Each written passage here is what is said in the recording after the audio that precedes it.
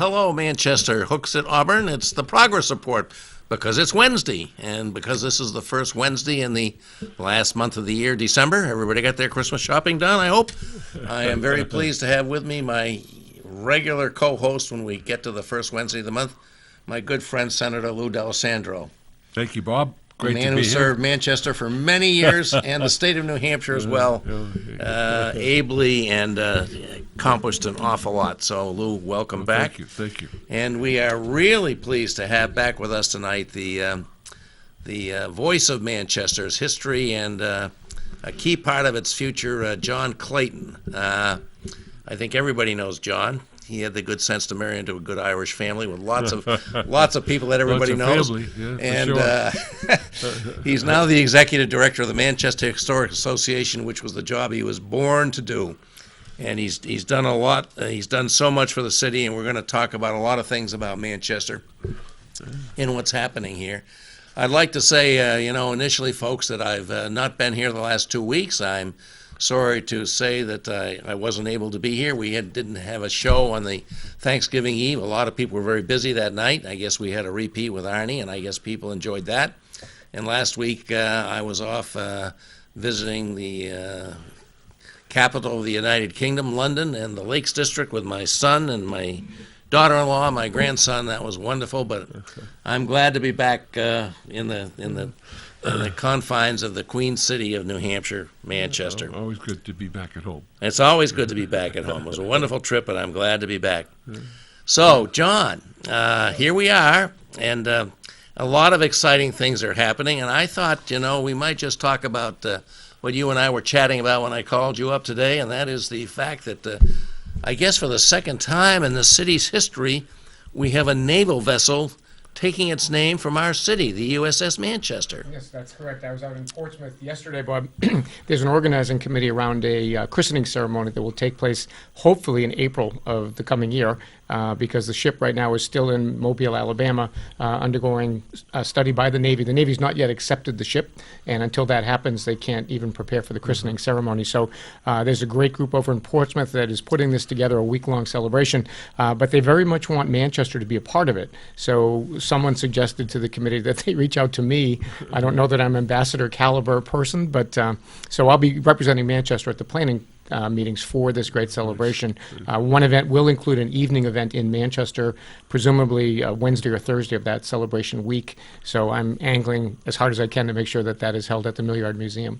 I think that absolutely should be. It absolutely should be there. So tell us about this ship and its crew, and I understand there was a prior ship named for our city sometime in our naval history, and this will be the second, and it'll be the newest. I didn't know the Navy hadn't accepted it, but I'm sure they will. Yes. This will be the second and the newest warship in our fleet. Is that right? Yes, it's the USS Manchester LCS-14. LCS stands for a literal combat ship. So this will be for close insertion. It's got an amazing trimaran hull, so it doesn't draw a lot of water. It doesn't need 50, 80 feet of water to maneuver. It can go as close to shore as 20 feet. So they'll be able to insert Navy SEAL teams or Marine teams into operations. It's a surface warship, but it's also engaged in anti-submarine warfare.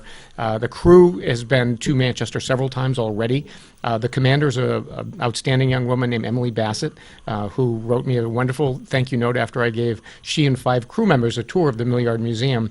They came on a junket, if you will, to kind of identify with the community, and she brought 4 crew members with her who came along because of service they performed. It was like a competition amongst the crew members. Whoever got the most merit points was able to make this journey. So they had a grand time here in the city. Coincidentally, the Chamber of Commerce was hosting a big trivia night to help subsidize its Leadership Greater Manchester program, and they actually came and participated in the trivia night. Oh, wow. So the entire group of about 200 got to meet Commander Bassett, and she and I have now become pen pals. When they were coming in our Millyard Museum gift shop, we actually have models of the original USS Manchester. Well, tell us about that ship. That was a frigate that served during the Korean War, and it saw a lot of action, several commendations for the crew and the captain, but it was taken out of service. You would appreciate the fact that Jean Shaheen is the sponsor of the newest Yes, ship. yes, yes. But the original ship was sponsored by Madeline Gladue, who was Mayor Josephat T. Benoit's executive secretary, I and remember a that big name. figure with the Democratic Party in the city of sure. Manchester as well. So Gene Shaheen gets to walk in Madeline Gladue's shoes, and it's a great tribute. But we have a model of the original USS Manchester in the gift shop for $12.95 if you're interested. So I actually presented the commander with the model, and I Really? said there must be an engineer on your crew somewhere who can put this together for you. And she promised me it will have a prominent place in her berth on the ship. She's not going to have an office per se. Well, we were over the west side at Allard's, what used to be Mm-hmm. the Allard business, and we had the original dedication of the USS Manchester. Yes, the plaque. Yeah, the Yeah. Mm-hmm. plaque. And Jeannie was there, or someone for her office was there. I know we had a lot of legislators who were there that Mm-hmm. day, and there was a diagram of the ship, and some information about the ship. But I think it's a rarity, isn't it, to have a second one named? It is, yeah, it's quite unusual. Well, how did that happen? Do you know? Well, Senator Shaheen is on the Armed Services Committee, and she Oh. fought long and hard for it. And I guess the original USS Manchester served with such distinction that this was looked upon favorably, and they adopted it. So that was great. Wow. Of course, at West High School, we have the fabulous Navy ROTC program Right. Yeah, there. which is really So wonderful. yeah, so Captain Schuff was with us at Right. the event the other day, Cap Stuff, and so he and I communicated after, and we're going to make sure that the West kids can be involved as much as possible, perhaps even going to the christening, which will be Saturday, I think April 8th is the date it's scheduled to happen. Wow. So we actually get a tour of the pier, at the Yes. State Pier. That will be in and- Portsmouth? in Portsmouth, yep. But again, Manchester, they hope that I can help make Manchester be an integral part of the whole process. So I hope that's you my can. mission. Yeah. Oh, that'll be What will great. be the complement of the ship? How many will serve on it? About 120 is what they expect. And in planning for this event, they have to prepare for the fact that some crew members are married with children. So they have to have activities for kids built into the week. right. And conversely, there will be single sailors who want very different activities when they finally get When they to land. their home port of Portsmouth. Well, you can go back in history. When I was at UNH, Portsmouth was a city of sailors. Yes. And they had some very interesting times when we were in Portsmouth. And as a matter of fact, they used to come over to UNH to meet the co-eds. When I was a student there, along with the flight boys from Pease would come over. Yeah. So we had an invasion of armed services on the UNH campus. But Portsmouth itself has a really marvelous reputation. Oh, yeah. That's really obviously changed over the years. It's become, in my opinion, the most gentrified city in the state of New Hampshire. Oh, I don't think there's any doubt about it. And it's magnificent. Today, when I was in college at the If you can university, afford to live there, that's the Yeah, problem. right. Yes. You Housing could- costs are yeah, ferocious. Right. Well, you could certainly afford to live there. When I was at the University of New Hampshire, Yeah. it was very reasonable, and many of the students went over there. And as I said, it was loaded with seamen, and they had very significant reputations. The history of Portsmouth. You know who's a real advocate for Portsmouth? It's Senator Waters. Oh, is he? And David is, yeah. he's a historian, former English teacher at the university. He just retired last year, but very very involved with the minority graves that were Yes, the resurrected. history of the Black Portsmouth, yeah. Portsmouth, and of course Harry Jones, the Jones family. Harry Jones was my fraternity brother at the University of New Hampshire. Wonderful, wonderful guy, biochemistry major.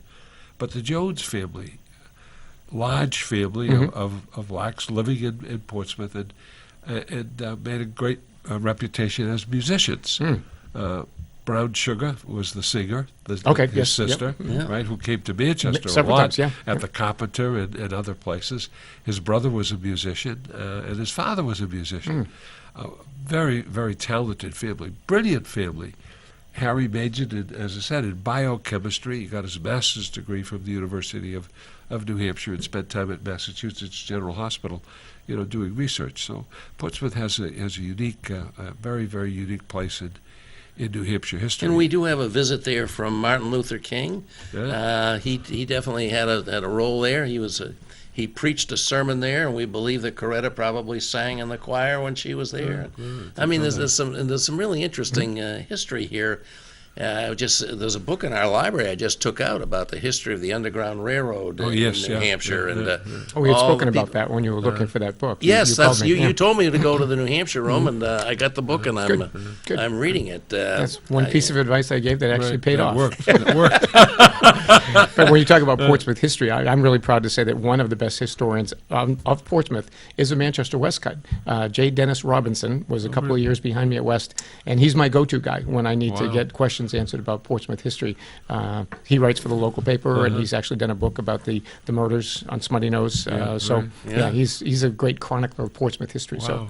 I just said, you stay over there and I'll stay over here, Right, okay? right, We have a line of demarcation, probably an Epping. You stay Yeah. on that side, I'll stay on this side. Well, this is very exciting, John. And by the way, folks, let me just mention before we get too far into the program that, of course, we're doing this show live. You'll have many chances, 5 chances to see it re-aired, but we are doing it live, and we love to have participation from our viewers.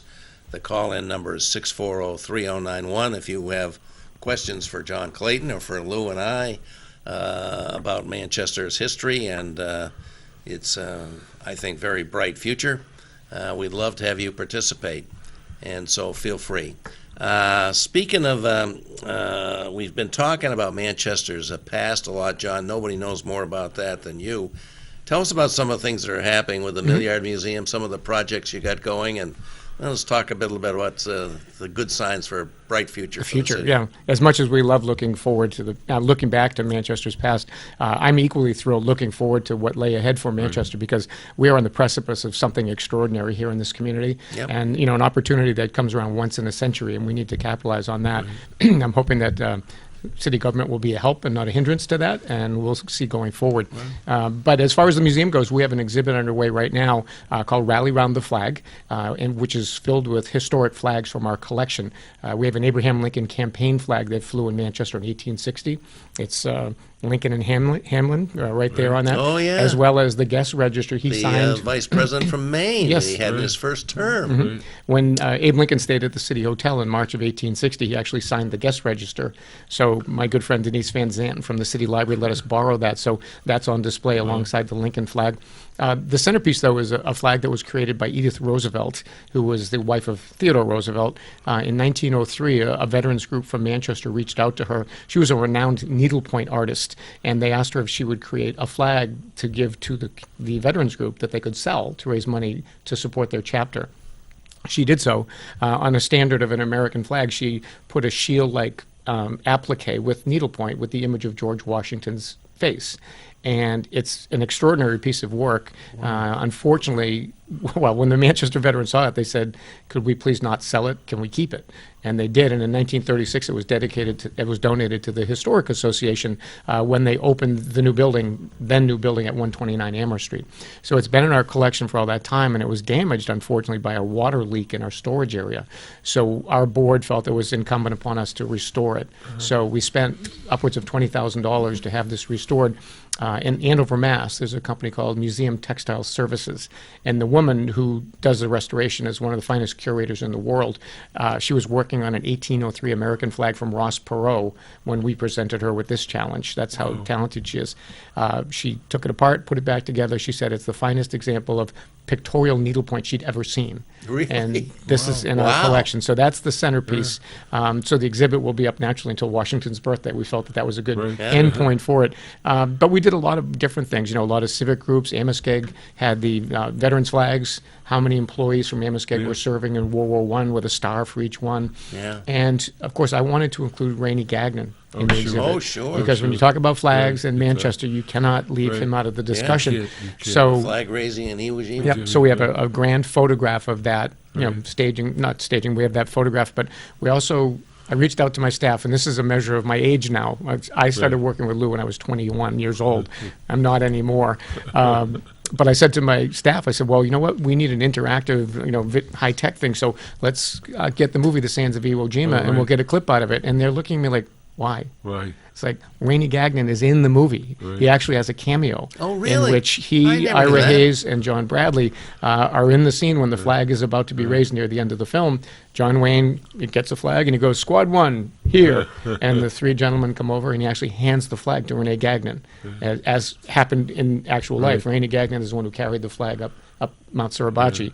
So we play that, and it's on a DVD dedicated. It's on a loop, and it keeps playing. So it's a great teaching tool for people who know the image, and yet somehow don't realize that a Manchester man was central to that. So that's a little, I try to add little wrinkles. My staff is really good with their That's collection. a great So wrinkle. I had Rennie Gagnon Jr. at Bishop Bradley High School in school.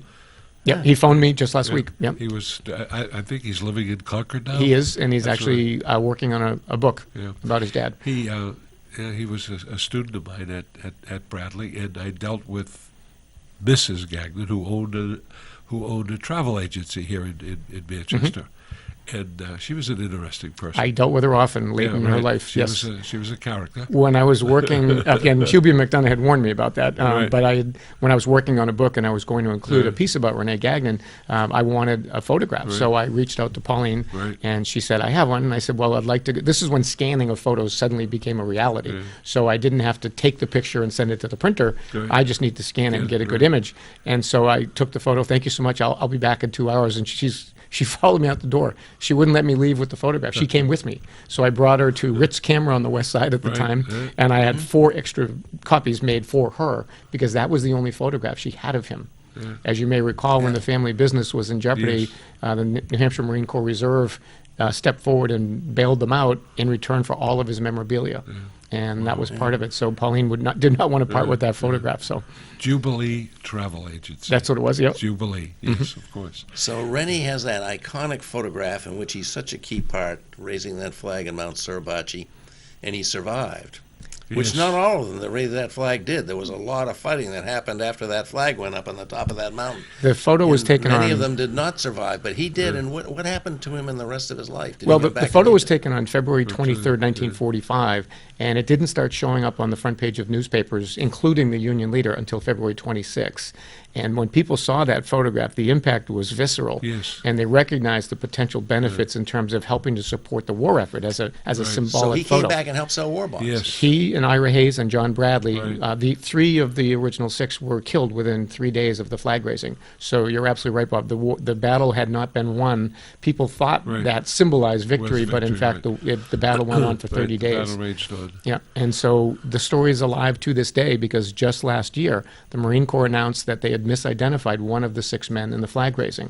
John Bradley, the Navy corpsman, who was one of the 3 survivors who was brought back here, was not in the actual photograph. It's been 70 years before this came to light, and so now the family of the survivor, a Marine named Strunk, the mother always knew that that was her son based Right. on his buttocks in the photograph. She knew and said that, no mother can not recognize Right. her son. Right. So the Marine Corps has spent decades researching this. Wow. And part of the irony to that is the book Flags of Our Fathers was Yes. written by James Bradley, the son of John Bradley, who always portrayed his father as a humble, modest man who never wanted to capitalize on being in that photograph. right. They lived in Minnesota, and anytime a phone call came in asking for him relative to the military, the kids were always told to say that Dad's in Canada fishing and we can't reach him. And James Bradley, in writing the book, did not paint a very pretty portrait of Rene Gagnon. He portrayed him as a vain man, engrossed in his Gallic good looks, and would stop and admire his reflection in store windows. And I worked with him when he was working on the book, as did some kids from Central. So I was put off by that portrayal. And the irony now is that this is a man who's made his professional reputation on the back of his father's being in that photograph, only to find out Find out now his father he's not wasn't. actually in the photograph. So it makes me wonder if there is karma in this Yeah, world, right, and perhaps not the outcome he would have liked. Right. And I think one of the great tragedies of that story is Rene Gagnon himself. Yes, and Ira Hayes. Most tragic, most tragic. And he ended up here in Manchester, Mm-hmm. and devastating. And I think Clint Eastwood sort of portrayed that in the Right. movie. Yeah. And what happened. What Yeah. happened to him. And I think how our country took advantage, such advantage Absolutely, yeah. of those individuals and used them. Yeah. And it was. It was and- ever thus. Yeah. It was ever thus. And If you- all he wanted was to come home to Manchester. Yeah. They're traveling all over the Yeah. country on this barnstorming tour. And when they were coming back, the reporters were asking questions and say, what do you want to do when you get home? I miss my mom's cooking. Right. This is central casting Right. stuff. Pauline was identified as a sweetheart of Iwo Jima because Rainey always carried a picture of her in his helmet. So when he got back to Manchester, the city was in an absolute lather because our hero of Iwo Jima was coming home. So it was going going to be the biggest celebration in the history of the city. The parade, the Right, banquet, the everything, celebration at Bronstein Park. So on that morning, April 12th, 1945, he's at the park and he's having the big celebration, and afterward they gather on Elm Street for the parade. And naturally, he's in a limousine in the back of the parade as the ultimate, Right, yeah, end point. right. And before the parade could step off, police cars were driving slowly up and down Elm Street, making announcements with bullhorns. And in the back, they could not tell what was being said. Franklin Roosevelt died. They canceled the parade. He was actually sitting in the back of the limousine, waiting for that moment of recognition in Manchester, which meant more to him than being at the Soldiers Field in Chicago or any other grand stadium. And so they canceled the parade. They had the banquet, and everyone said all the proper things, but obviously the mood was dark and somber Sure. with having lost FDR. Right. And within 3 days, he was on a plane heading back. He became part of an occupying force in China after the war, and never got that moment of recognition Right. here in Manchester. Really? And it's been part of my mission through my writing and through my job now to make sure he's recognized. He's on our Wall of Fame, the Manchester Wall of Fame. And Hubie McDonough, I mentioned earlier, as a teacher at Memorial High School, he always told his students that story. Right. And it wasn't until 1994 that one of them said, "Why don't you do something, Mr. McDonough?" Yeah. And so Hubie's students, business students at Memorial, went about raising the money that financed the monument that now stands in Victory Park. Yes, yeah, and one of my former students, who became a brigadier general in the Marine Corps, was there the day the monument was dedicated.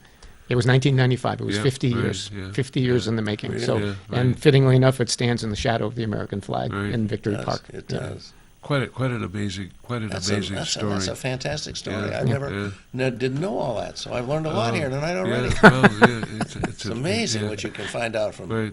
a good From a historian scholar, Scholar, yes. and a person with many years of Yes, service to the right, city. yeah.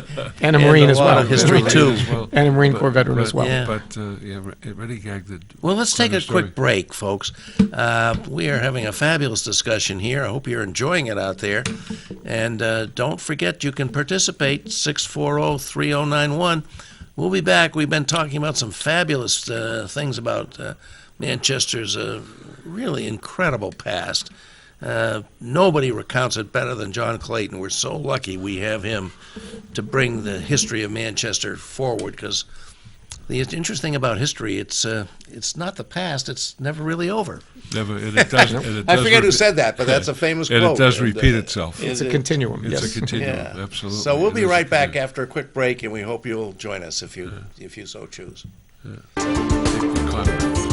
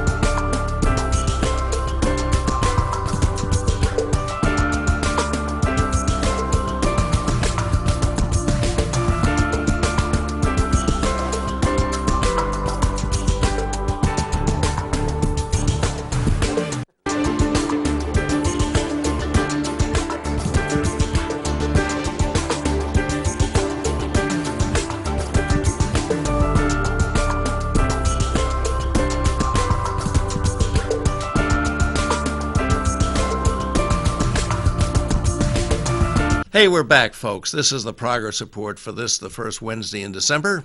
Not many shopping days left of Christmas. No, I not can many. scare the hell out of myself out of that. But we are having a fabulous discussion with Manchester's very own special person, Lou D'Alessandro, who's here on the first Wednesday of the month. which is today, and John Clayton, who's written 7 books you've Yes. written, isn't it now? Yes. 7 books about the fascinating history of this city, and now is the impresario and chief guru down at the Manchester Millyard Museum, which tells our story very well. But nobody tells stories better than John, and we've seen that in the first part of our segment. We've been talking about some of the illuminating things about Manchester's storied past, but we want to go in to talk about what's coming up in the city, because John and Lou and we all care about that. But I guess we have an incoming call. Okay, let's see what we got here. Hi there, caller. You with us on the show? Hello? Yeah, he's there. Just hang on. He'll answer. Yeah, good evening, gentlemen. How are you this evening? Oh, hi, Jim. How are you? Good to hear you. Lovely brogue. Yeah, I'd like to see if I could take the conversation a little south and thank the senator for his efforts in trying to save the racetrack. Well, thank you. And I don't know if he's ever getting any credit for trying to legislate and try to hang on to that precious gem that's now being destroyed down Right, in Salem. right. Oh, you don't think? Anyway, we got Keno and Bingo Ah. and those other boring games of chance that, have Yeah. no He wanted a casino, and they gave him Keno. Right, right. Yeah, right. Well, I agree with you. Rockingham Park stood for over 100 years Yeah, as really a gem for New Hampshire. yeah. And thoroughbred racing took place there, of standardbred racing also. But that was a wonderful site for, in my opinion, a great casino that would have been an economic engine for New Hampshire. It would have produced jobs, economic opportunity, and revenue for the state, et cetera, et cetera, et cetera, going on and on and on. And we would have saved the monument. At one time, Rockingham Park represented 7% of the operating income of the state of New Hampshire, and it was in the budget. It was in the budget, revenue from Rockingham Park, if one can believe that. And that opportunity is gone. I drove by the building as they were tearing it down, and it was terrible to see the wrecking ball or the machine just come in and destroy that building, and gone is 100 years of history. And I recall, and I say this at the Senate floor all the time, when Wide World of Sports had on national television the first sweepstakes race ever run in New Hampshire, certainly. Wide World of Sports, Rockingham Park.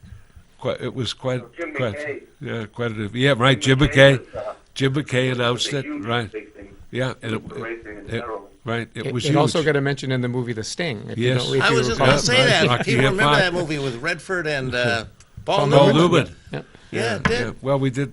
Yeah, we lost a gem, in my opinion. We really did. We lost a gem. But we I got just wanted to thank Keno you. instead. Oh. I haven't seen you, and I wanted to thank you for your efforts. Well, thank you. I We can appreciate play it. Keno and Bingo. Right. Outside. Right. On Awful. Sunday afternoon at 2 in the afternoon at Rockingham. Yeah, awful. you. You're welcome. Thank you. Thanks for the call. Thanks for calling in. And we have another. We'll have another casino bill before the legislature in January. Boy, that's a hardy perennial, though. Well, we got to As do long it. as you're there, We it's gotta gonna do- happen. As long as I'm there, it's going to be there, and hopefully we can get something done this time. We lost by one vote at one time, John. Talking about recall. one vote counting. You got to write a book about that one. I think Closest election. the acting speaker cast the decisive vote in the House on that. Well, Nada Kane. Nada Kane, exactly. And every time she sees me, she says, "Have you forgotten it?" I said, "Kate, what are you kidding? You'll Come on. never forget I that. will never, ever, ever forget that. That vote made the difference in the lives of a lot of people in New Hampshire, I'll tell you that. A lot of people in New Hampshire. But moving on and talking about the great things for Manchester, John, everybody thought when Dine was purchased that the possibility of them leaving was on the table, but that's not going to happen. They're going to stay here, and that's a big deal. That's official as of today, That's or official. it's still a going Yep. concern. I mentioned to you that Kyle York was at a program that the Chamber Right. of Commerce ran this afternoon, focusing on the mill yard. He was joined in the panel by Heather Lavoie, who runs the healthcare company called Genea. You see that sign as you come from the west side. Right, Granite yes, Street yeah, Bridge to your people left. wondering what it was. So the conversation was about, why they chose Manchester, what were the amenities that they liked Yes. here, and obviously they're both West High graduates, as Right. am I, which was Right. very nice Right. to see these people being put up on that pedestal in that way. Yep. But the day the Dine sign comes down, the Oracle sign is going up the very next day because they Right. want to dispel any notions or anybody with the idea that the Dine sign came down, they're leaving. They are not leaving. Right. The Oracle sign will go up on the very same day, which I think is a real symbolic Yes. gesture on their part. And at the same time, we know now that Southern New Hampshire University is building that parking garage in the Yes. mill yard. Yep. That Yep. is an exclamation point on their decision to stay in Stay, Manchester. exactly. Because that's a business that could go anywhere in the world. It's Yes. an online university. Yes. And Paula Blank's commitment to the community is right there Strong. with that big Yep. exclamation point. Right, So exactly. I guess they're the biggest employer in the city right now, aren't right they? now they are. Yes, yeah. they are. That's amazing. It used to We be the have a- hospitals. And Right. now We have a Right. college that's or college university that's the biggest employer in the city right now. What a phenomenal story that Oh, is. The growth of that. Well, Lou and I helped institution. tell it. We both held positions as public relations directors at what was then New Hampshire College. Hampshire So College, we right. propped it up until they could finally Well, get to this And they level. started out just up the corner of 88, Chestnut and 88 Hanover. Hanover Street. Yeah. I taught there, and I was director of athletics and head basketball coach at New Hampshire College for a number of years. And Eddie Shapiro deserves a lot of credit. Absolutely. The Shapiro family, they had an idea and brought that idea forward, and Paula Blank has taken it way up there. And Way Dick, up Dick there. Gustafson deserves a lot of Yes. credit too, and Bill Green and Kim and Zakis. But indeed, the proposition that's now on the table, John, to build that parking garage, that's going to make a dramatic difference because the university spends a fortune on transportation Yes. and parking as we speak. So this is going to save them something over the long run, and it will provide more space for city residents to park their vehicles. So that's a great move, a move in the right direction. And I hope we think beyond that to the day when we, don't all try and drive our cars downtown and find a Right. place to park. I know that at the moment that's a real priority, but I hope we'll find a better way to move people downtown. Manchester Connects is all about that, isn't it? Exactly. It's You a- want to tell us about that? Because Yeah, there was a project that was very exciting. They had this consultant group with the name, I think it was a wonderful name, Civic Moxie, Yes. that came in. I love that name. And they were very excited about Manchester, and they did their bit, and they've given us what they produced, and I guess I don't know what their role is going to continuing to be, but tell us about that and where you think this is going to, what we get out of this and where it can take us. This all began as a Department of Transportation federal grant through the DOT for Right. Southern New Hampshire Planning Commission. It was called the Manchester Multimodal Transportation and Land Use Study. That doesn't go trippingly off your tongue, so we felt that we needed to rebrand it. And Civic Moxie, that's exactly what they do, is they help communities find their brand. So the Manchester Connects name is perfect because this is all about connectivity, whether it's better walkability in the city, bikeability, perhaps rail down the line. All these means of transportation coming together to make Manchester's real hub, that being the downtown, the mill yard, and the river, come together. I'm also the chairman of the Chamber's Downtown Committee, and that is my charge, is to help meld these three elements to make Manchester a more vibrant community. So we're working on that now. The study was a 2-year project. It ended in June.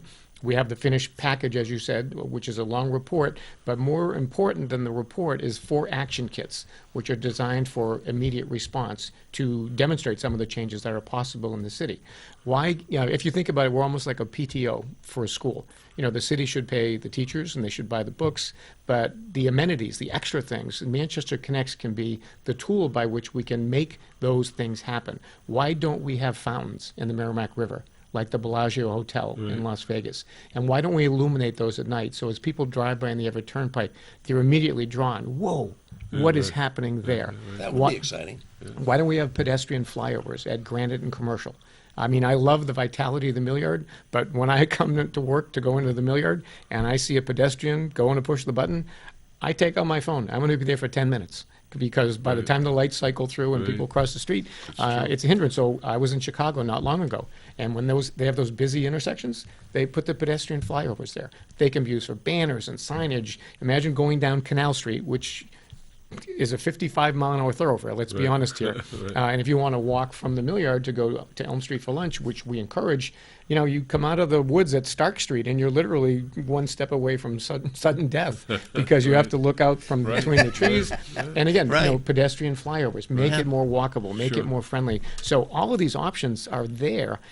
We need an organization with the vitality and the energy. And Manchester Connects is an absolute grassroots organization. When Civic Moxie had its planning meetings, they were open to the public. So we had more than 300 individuals come through these different meetings. Their input was valued. We did breakout groups to talk about, the wild ideas. I was voted class dreamer at West High School in 1971 for a Right. reason. So I'm happy to promote all these potential projects that we could do. There's federal funding available. So right now we're in my least favorite part of it. We're in the organizing phase because we want to create an entity that will be sustainable now that Civic Moxie has moved on. They're of counsel to us and they're still of great value, but their paid role is over. So now it's a small group of determined volunteers who want to create this organization so we can be sustainable and we can help this community do these extra things that will make this such a livable place. Think about the workforce development we're talking about. These young millennials want to live in a city. They don't want to buy a home in the suburbs with a lawn and a car and a dog. They want to live here. So we need to make those opportunities available. And I hope that my role in Manchester Connects, and I'm joined by some amazing people, Cliff Hurst, Yeah. Harry Malone, just retired from Divine Millimet. He's on the board at the Boys and Girls Club. Sarah Jacobs, who's in charge of strategic planning at the university, is amazing. Dia Stolnitz from U.S. First. Daniel Berube, who's our new Manchester Arts Commissioner. We just have this core, David Priest from Southern New Hampshire Planning. Right. This core group, we're dogged and determined to make this happen. So we're hoping that by the first of the year, we'll be able to announce who we are. We're talking about maybe affiliating with the Chamber in the way that they just merged with the Manchester Young Professionals Network. So there are a host of opportunities, and we want to meet with all the right people, including Taylor Caswell from the state, who is very excited about what this could mean for the state of New Hampshire, not just Manchester, Right. because we are the economic engine that really drives things in the state. of And so course the it- focus on Manchester is something we think the state needs to embrace as well. And Taylor, we had a program at the Chamber last week on workforce development and Right. housing, Yeah. workforce housing, and he was there, and I think he's going to be a great addition to the state. Well, I think his role certainly is one that I look at with great enthusiasm because he's a very enthusiastic guy. We had a conference up in the northern part of the state about NAFTA and the effect that NAFTA and the changes in NAFTA would have on New Hampshire. And basically, it's an economic development tool that's been very important for us. And the changes that are being suggested by the current administration will have a dramatic effect on us. 'Cause we're a big exporting We're state. we're a big exporter, we're a big importer, but our trade with Canada is enormous. It's enormous, and Taylor will play a role because of the new charge he has. And Gene Shaheen was there, our United States Senator. We had a very good conference and discussed this. But I think the thing that people were impressed with is his enthusiasm. Yes. He's a very, very enthusiastic guy, and that's really what was needed in that position. We need excitement, we need enthusiasm, and he went over the Amazon project, and Yes. everybody goes psycho about the Amazon project. Whether we have a chance to get that or not. We might have had a chance if that's we had open. rail here, but That's it. Well, and improving our roads is going to help us. 93 and the F.E. Everett Turnpike improvements will play a role in terms of. But I think bringing their the- RFP said that they wanted, strong public transit. Well, To me, that means we needed the rail. Now the governor's saying, well, if they come here, we'll build the rail for them. I think it's the other way around. If you build it, they will come. Isn't that the? That's, isn't that the way it that's usually works? usually what we hear. But I think, again, to John's point, Caswell is excited, and we need that kind of excitement at the state level because that'll filter down to the local level, Yeah. and you'll get something out of it. But we've got to put our money where our mouth is. Absolutely. And that's something that that really is needed, and we've got to do that. We've got to put some appropriations together to make these things happen, because you can't build it out of dreams. You know, you Well, need in the something Manchester else. Connects proposal, one entire action kit is devoted to parking and land use, specifically around the mill yard, because this is a concern that came to perfect view in my office yesterday. Across the street from the Mill Yard Museum, PillPack is a pharmaceutical company that's expanding in leaps and bounds. They went from 100 to 300 employees. They have almost the entire first floor of the Wambach Mill building now.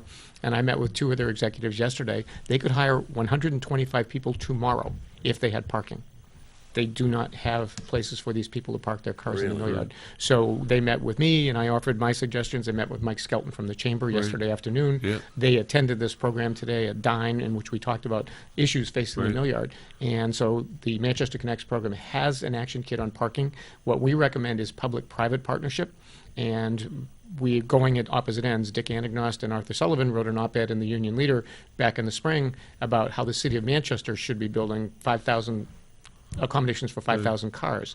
Then Southern New Hampshire University comes along and finances their own Right. privately. And we argue that it's a blend. It's public-private. Yeah. You're right. The city needs to get behind this. Yes. But we can't ask the city to do it all. There Right. needs to be private investment as well. Yeah. So again, this Manchester Connects kit is a very thoughtful look at the problems and challenges facing the mill yard. It's almost like when the high schools get too crowded, they go to split classes, sessions, or right. split sessions. Well, PillPack is considering a second shift, so workers could come to work at 5 p.m. when the mill yard essentially empties Right, out, right. and there's plenty of parking. So there are all kinds of strategic ways you can approach this. And one thing I like about the Manchester Connects ideas is that they're cooperative. It's not putting all the burden on the private enterprise or the public sector. It's work together. Right. And that again is an example of the connectivity that we Sure. talk about, that this report is supposed to help create. Well, that makes a lot of sense. I mean, the public-private relationship has to be nurtured. And, you know, in the past, Sam Tamposi, who we've lost, obviously, was a great advocate of the public-private partnerships. And we had a surge beyond belief during that time, Yeah. that time period. And things worked out well for us. We brought a lot of business into New Hampshire. There were some very, very productive things happening. And we kind of got away from that for a while, and now we have to return to it, because the privates need us. Yes. They need the public because they need the workforce. They need the training, and they can't build the schools. We have to do it, and we have to provide the courses that are required. So there's a real need for it. There is a great advocacy on the part of business to do this, and that's something that I really appreciate. You know, and we were together in Daniel Webster College, and I'm very sorry to see what's happened there. But Yes, that's when awful, yeah. when we took it and made it a growing entity, we did it with the cooperation of the public and the private sector. Yeah. So things can happen and must happen for us So- to move forward. So, John, this is very exciting to hear about.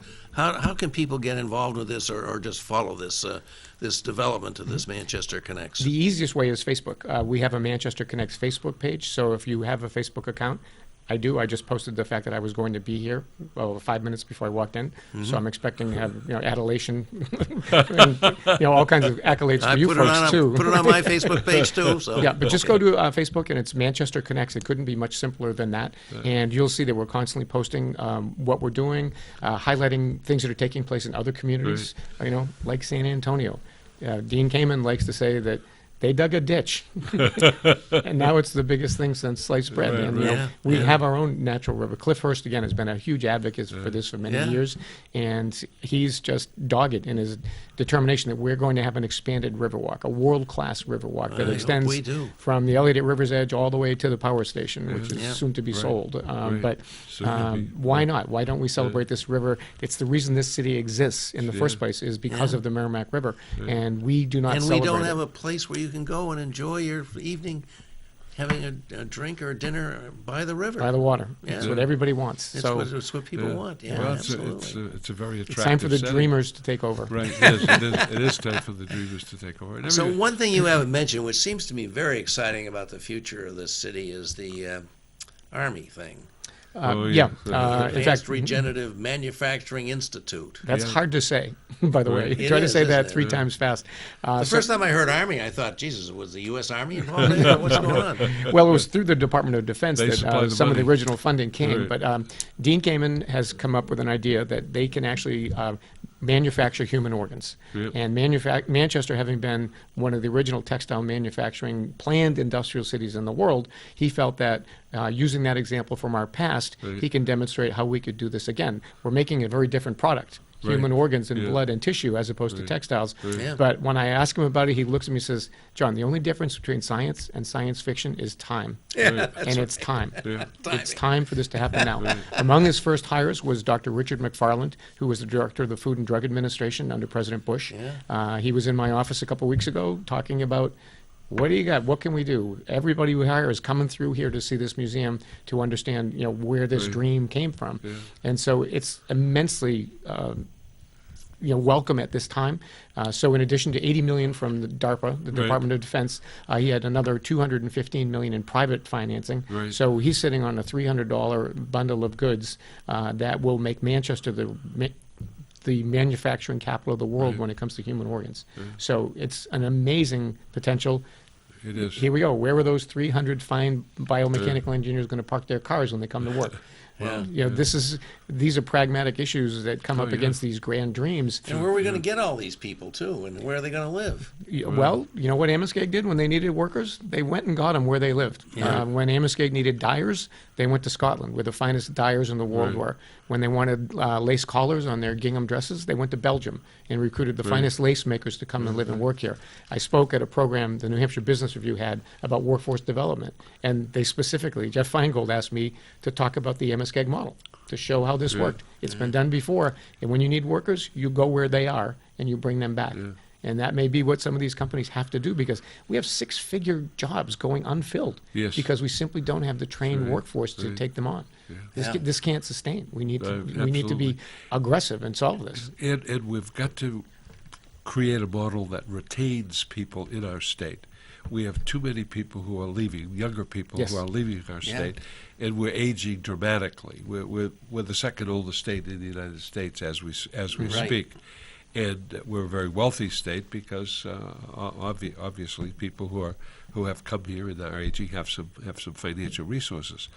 But indeed, the loss of the younger people is highly problematic, and that's something that we must deal with. And I think projects like the Milliard will retain them. We'll find places. We'll renovate buildings as we have in the past.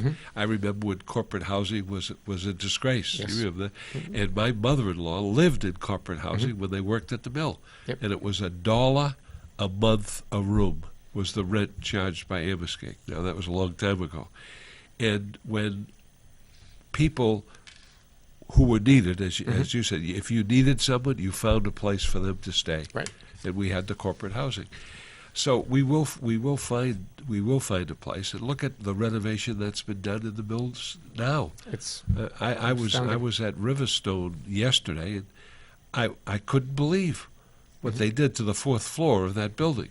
I couldn't believe it. I worked as a filler for Star Last in 1961 and filled Last with epoxy when it was a dump, and in that same building. Shoe shop, right? Oh my God! So what Well, a the story change. behind Riverstone is one of those amazing ones in which Yeah. they could be anywhere in the world. It's an Yes. insurance resettlement group, It so is. they flew to New Hampshire because they liked the tax Yep. thing, and their vision was to go to Concord and look for land or space and West Lebanon, and they did that. And on the ride back, they were disappointed with what they had seen driving south toward Boston on the Everett Turnpike, October. 4 o'clock in the afternoon, one of those gorgeous autumn days Yeah. when that orange light hits the mill yard, Oh, it's and they the looked best. across the It's river the and best. said, "What is that?" Yeah. Within 2 years, their entire operation was relocated to Manchester Yeah. and the Wambeck Mill building. Yeah, well, it's a beautiful setting. It's a beautiful setting. Yeah. And I met with the corporate people yesterday. We had a discussion about some concerns that they had about some legislation. Interesting, and a young Mr. Sergeant, West High graduate, Yes. who served on the school board with me, is now an employee, Great Sergeant. So that was interesting to see, and he's very, very happy with his job, and he's here. And he stayed He's here. home. And I think that's Jerry B. Hitchcock is going to stay here. That's very important, and we have got to promote that. So My that young daughter came people back will from say- Manhattan, and lives my- in Bedford now. My daughter came back from California, where she worked in the computer industry, went to London, and then came back from London. So there is a chance. Now I have to get my son back. Got to get him Yes. back. Tough sell. But we've got to get him back. They've got to stay here. And Yeah. I'm so lucky that all of my children stayed in New Hampshire. One way or the other, they came back. but they, By but hook or crook, By right? hook or by crook, but they did stay. And so I'm very, very pleased with that. Very pleased Free with that. babysitting. How can you beat Yeah, it? can't beat that. What a perk for coming back home. Grammy Pat is there all the time. I'll tell you, she is something else. She is a miracle worker. She's done more babysitting hours than anybody I know. Her card's full. That's good. Yeah, it is. And meanwhile, I just think we should mention some other really exciting things. We have at long last, we're about to have a real bookstore in town, you know? Yes, the I'm bookery. feeling jealous about Concord with the Gibsons, where Yeah. Hillary was there, and they had Yes. Yeah. a Boffo turnout in an hour, 3 hours long They had line. 1,000 people. 1,000 people, and And at the same time, Lou just attended a showing of a film at Red River Theater. Red right on River Main Theater, Street. and Right, that's the next thing we need. We Yes. do need a theater. What is going to happen with the Rex, the old Rex building? What is the plan there? Elizabeth Hitchcock and Gray Chenoweth have purchased the building from the Greater Manchester Development Corporation. Originally, the Old Saul Music Hall was going to take over that space, but after some deeper reach into what the engineering needs were going to be, the cost more than doubled, and the nonprofit Old Saul simply couldn't sustain that, so they had to back out. So it went back on the market, and Liz and Gray have taken the initiative to buy the rights to the building. They're working in conjunction with the Palace, which I think is also really important. That's good. So they won't be competing with one another. They'll be offering complementary programming, so you can get a small independent film in the Rex Theater. And I hope they call it the Rex Theater. I don't know what Right. their plans are on the Yeah, that name, would be nice. but I'm going to put a bug in Liz's ear that I want that to become the Rex Theater, in the same way that the Crown Theater is now the Crown Tavern Yes. on Hanover Street. So that's another example of some of the great things that are happening in our community right now. Bill Binney at 875 Elm Street took Yeah. Amoskeag Bank, Citizens Bank, and Yeah. converted it into luxury housing. The micro flats at Hanover Common is now mini micro apartments for these young millennials who, again, don't want a lawn and a car and a dog. They Right, want right. to be able to walk to work. The Restoration Cafe there is a great amenity for those who live there. And now, right across the street from us now, the Ted Herbert Building Yeah. is also going Yes. to be converted into 30 residential units. That's something. The demand is there, and the developers are coming to realize now that they can meet the demand. There are obstacles. Right. I know some of the legislation regarding occupying spaces, ADA compliance, Right. sprinklers, because when Manchester was thriving in the 1920s, you had retail on the ground floor and you had residential on the Right upper above floors. it, yeah. They were small studio apartments for mill workers. My Right. grandparents owned a rooming house at 134 Middle Street, and their tenants were mill workers. So those buildings can be made habitable. Norris Viviers is working down on North Elm Street above the restaurant, the way we cook the Bedford block, Right, right. and he's going to make those short-term apartments for transients coming into the city to determine if they want to take a job, they can stay there. So the developers are coming around to it. It's not going to be inexpensive, but the demand is there. I'll be damned. And with that critical mass downtown, once you get past the 5,000 downtown residents, then you see things that can support a theater, Right. that can support the Bunny's Right. convenience store. Right. No, Sure. George Bruno used to bark at me all the time. You can't even buy a birthday card on Elm Street. Now you can, George. So I point to every little success as they Right. come my way. Right. Well, folks, this hour has really flown by It as I has. expected it would with John Clayton here. And by God, you can't listen to this and you and Lou talk about this and not just feel the excitement. I mean, it's so exciting to see this ancient mill town.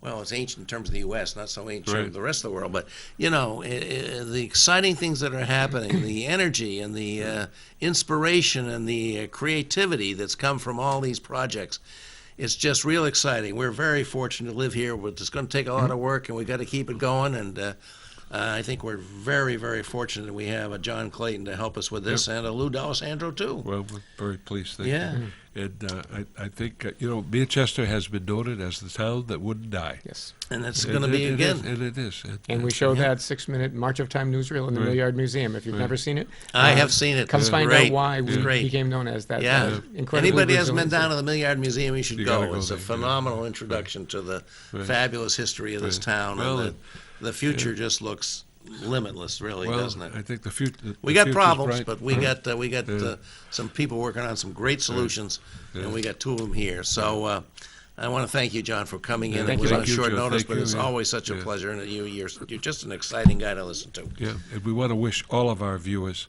a very Merry Christmas and a most happy and prosperous New Year, and to everyone. And I'll be back next week with Mike Well, Crowley that- for another edition of Progress Report. that I'll Bac- save my Merry that Christmas for Bacchus then. Bacchus is back next week. Bacchus is back next Bacchus week. is back. Take care. Bye.